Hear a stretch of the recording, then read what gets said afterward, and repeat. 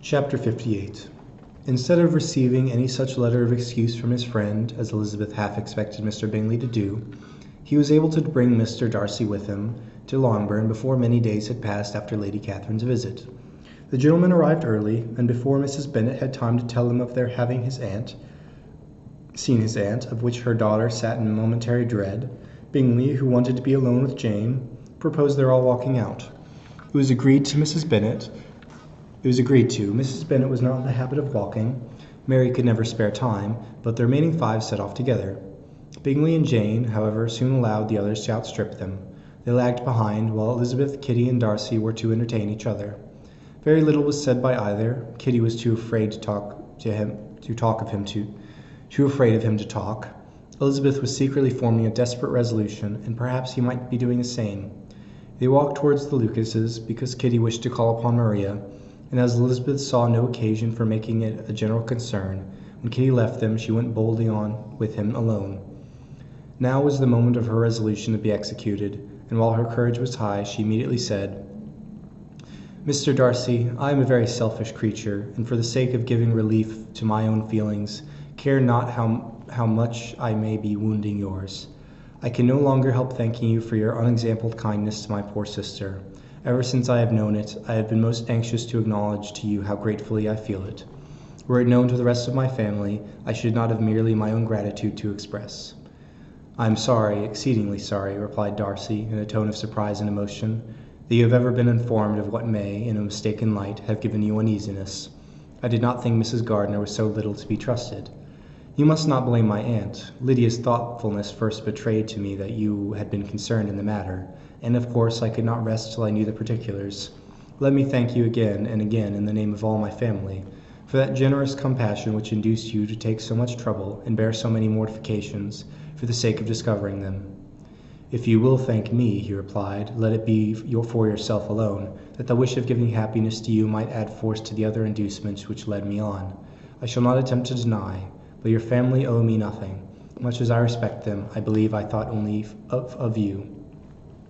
Elizabeth was too much embarrassed to say a word. After a short pause, her companion added, "You are too generous to trifle with me. If your feelings are still what they were last April, tell me so at once. My affections and wishes are unchanged, but one word from you will silence me on this subject forever." Elizabeth, feeling all the more common awkwardness and anxiety of his situation, now forced herself to speak, and immediately, though not very fluently, gave him to understand that her sentiments had undergone so material a change since the period to which he alluded, as to make her receive with gratitude and pleasure his present assurances. The happiness which this reply produced was such as he had probably never felt before, and he expressed himself on the occasion as sensibly and as warmly as a man violently in love can be supposed to do. Had Elizabeth been able to encounter his eye, she might have seen how well the expression of heartfelt delight diffused over his face became him, but though she could not look, she could listen, and he told her of feelings which, in proving of what importance she was to him, made his affection of every moment more valuable. They walked on, without knowing in what direction. There was too much to be thought and felt and said for attention to any other objects. She soon learnt that they were indebted for their present good understanding to the efforts of his aunt, who did call on him in her return through London, and there relate her journey to Longbourn, its motive, and the substance of her conversation with Elizabeth, dwelling emphatically on every expression of the latter which, in her ladyship's apprehension, peculiarly denoted her perverseness and assurance, in the belief that such a relation must assist her endeavours to obtain that promise from her nephew which she had refused to give. But unluckily for her ladyship, its effect had been exactly contrariwise. "It taught me to hope," said he, as I had scarcely ever allowed myself to hope before. I knew enough of your disposition to be certain that, had you been absolutely, irrevocably decided against me, you would have acknowledged it to Lady Catherine, frankly and openly." Elizabeth coloured and laughed as she replied, "Yes, you know enough of my frankness to believe me capable of that. After abusing you so abominably to your face, I could have no scruple in abusing you to all your relations. What did you say of me, that I did not deserve? For through your accusations were ill-founded, formed on mistaken premises, my behavior to you at the time had merited the severest reproof. It was unpardonable. I cannot think of it without abhorrence. We will not quarrel for the greater share of blame annexed to that evening, said Elizabeth. The conduct of neither, if strictly examined, will be irreproachable, but since then we have both, I hope, improved in civility. I cannot be so easily reconciled to myself. The recollection of what I then said, of my conduct, my manners, my expressions during the whole of it, is now, and has been many months, inexpressibly painful to me. Your reproof, so well applied, I shall never forget. Had you behaved in a more gentlemanlike manner, these were your words, you know not, you can scarcely conceive how they have tortured me, though it was some time, I confess, before I was reasonable enough to allow their justice.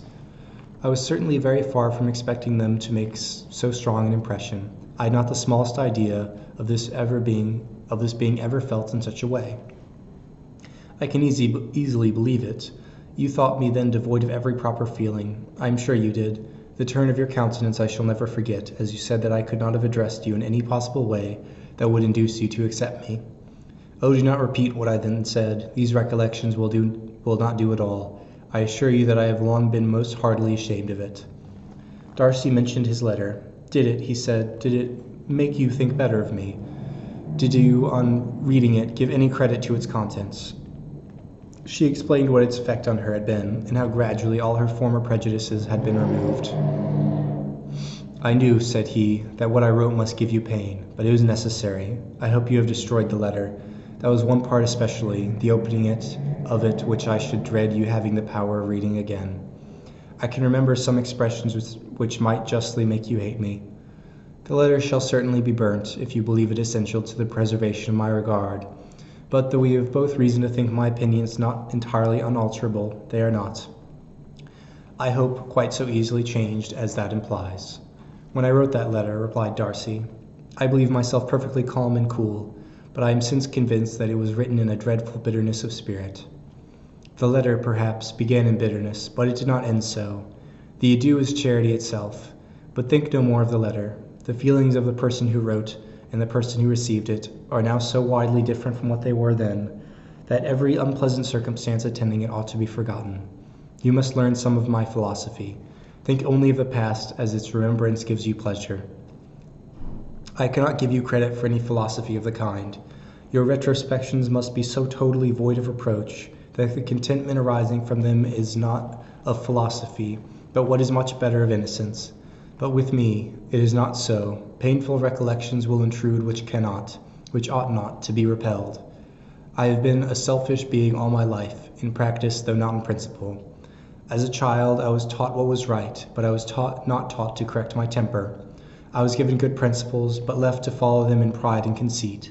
Unfortunately, an only son, for many years an only child, I was spoilt by my parents, who, though good themselves, my father particularly, all that was benevolent and amiable, allowed, encouraged, and almost taught me to be selfish and overbearing, to care for none beyond my own family circle, to think meanly of all the rest of the world, to wish at least to think meanly of their sense and worth compared to my own. Such I was from 8 to 28, and such I might still have been, but for you, dearest, loveliest Elizabeth. What do I not owe you? You taught me a lesson, hard indeed at first, but most advantageous.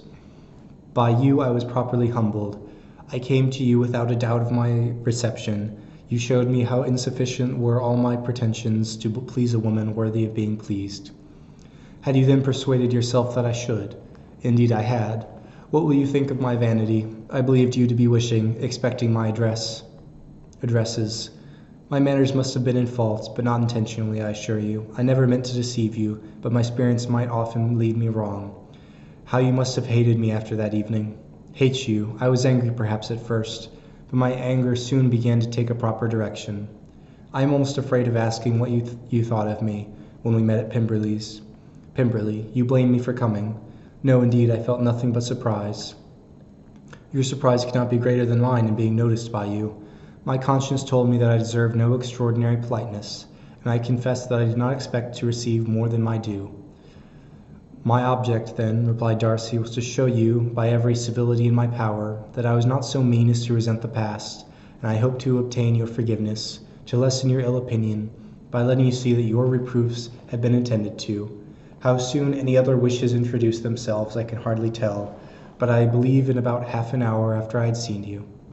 He then told her of Georgiana's delight in her acquaintance, and of her disappointment at its sudden interruption, which, naturally leading to the cause of that interruption, was soon learnt that his resolution of following her from Derbyshire in quest of her sister had been formed before he quitted the inn, and that his gravity and thoughtfulness there had arisen from no other struggles than what such a purpose must comprehend. She expressed her gratitude again, but it was too painful a subject to each to be dwelt on farther. After walking several miles in a leisurely manner, and too busy to know anything about it, they found at last, on examining their watches, that it was time to be at home. What could become of Mr. Bingley and Jane was a wonder that introduced the discussion of their affairs. Darcy was delighted with their engagement. His friend had given him the earliest information of it. "I must ask whether you were surprised." "Not at all. When I went away I felt it would soon happen." "That is to say, you had given your permission. I guessed as much." And though he exclaimed at the term, she found that it had been pretty much the case. "On the evening before my going to London," said he, "I made a confession to him, which I believe I ought to have made long ago. I told him of all that had occurred to make my former interference in his affairs absurd and impertinent. His surprise was great. He had never had the slightest suspicion. I told him, moreover, that I believed myself mistaken in supposing, as I had done, that your sister was indifferent to him, and as I could easily perceive that his attachment to her was unabated, I felt no doubt of their happiness together." Elizabeth could not help smiling at his easy manner of directing his friend. "Do you speak from your own observation," said she, "when you told him that my sister loved him, or merely from my information last spring?" "From the former. I had narrowly observed her during the 2 visits which I had lately made here, and was convinced of her affection, and your assurance of it, I suppose, carried immediate conviction to him." It did. Bingley is most unaffectedly modest. His diffidence had prevented his depending on his own judgment in so anxious a case, but his reliance on mine made everything easy. I was obliged to confess one thing, which for a time and not unjustly offended him. I could not allow myself to conceal that your sister had been in town 3 months last winter, that I had known it, and purposely kept it from him. He was angry, but his anger, I am persuaded, lasted no longer than he remained in any doubt of your sister's sentiments. He has heartily forgiven me now. Elizabeth longed to observe that Mr. Bingley had been a most delightful friend, so easily guided that his worth was invaluable, but she checked herself. She remembered that he had yet to learn to be laughed at, and it was rather too early to begin. In anticipating the happiness of Bingley, which of course was to be inferior only to his own, he continued the conversation till they reached the house. In the hall they parted.